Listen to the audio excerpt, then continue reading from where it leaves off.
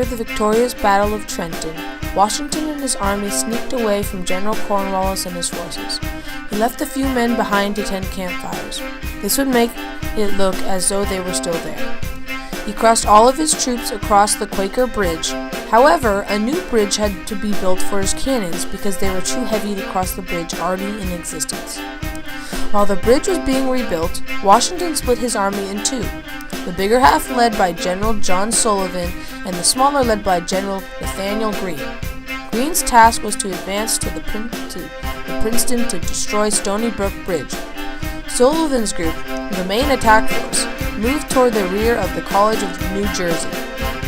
The British were known to have outposts all over, but Sullivan took an abandoned road into the back of town from the west.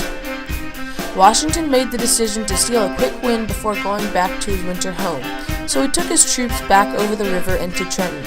He found out Cornwallis was at Princeton with British troops and large weapons. Rumor had it that they were ready to attack the Americans at a moment's notice. Washington had a problem. All of his troops' enlistments were about to expire. He had 6 weeks before they ended. He was desperate and even offered $10 to anybody who would re-enlist.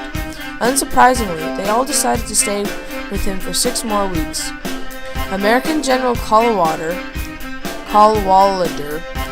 who had previously not been able to dock on the New Jersey shore, was crossing over by Burlington. He was met by more militia, who were now ready to fight, kept going by their win in Trenton. Cadwalader didn't know Washington had crossed the river the river.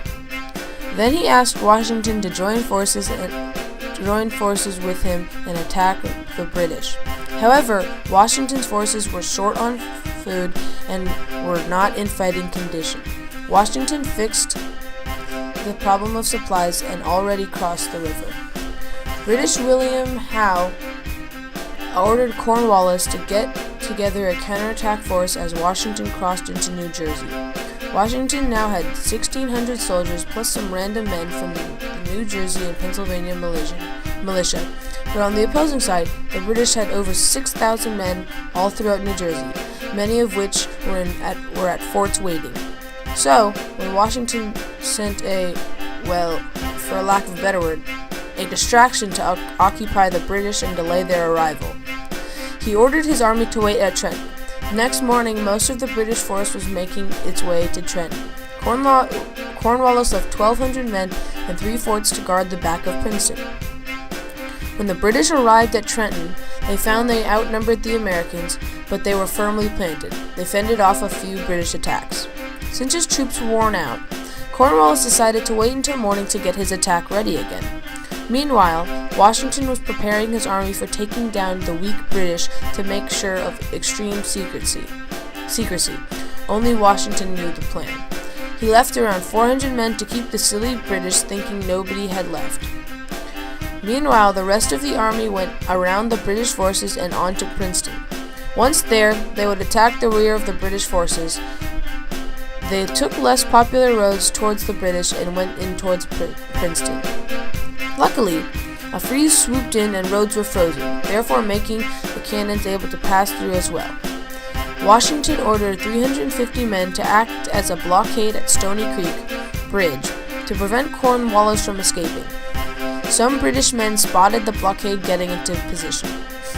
There was open fire and militia panicked and went back towards Trenton. Then Washington came in and the British took up a defensive position. Once most of his force had moved up, Washington led his men against the British line. At 30 yards, he ordered his men to attack the British. The British line broke and headed for the bridge in Trenton. The Americans chased the British and captured 50 prisoners before Washington called them back to continue advancing on Princeton. Cornwallis had heard of the fighting and hurried to get more men from Trenton. But the last of the Americans were heading out just as the first of Cornwallis's troops were arriving. There were 200 men barricading themselves in the College of New Jersey, so the Americans fired 2 cannonballs into the building, charged, and voila, the British surrendered. However, Washington wasn't able to occupy Princeton because he knew that Cornwallis would be coming.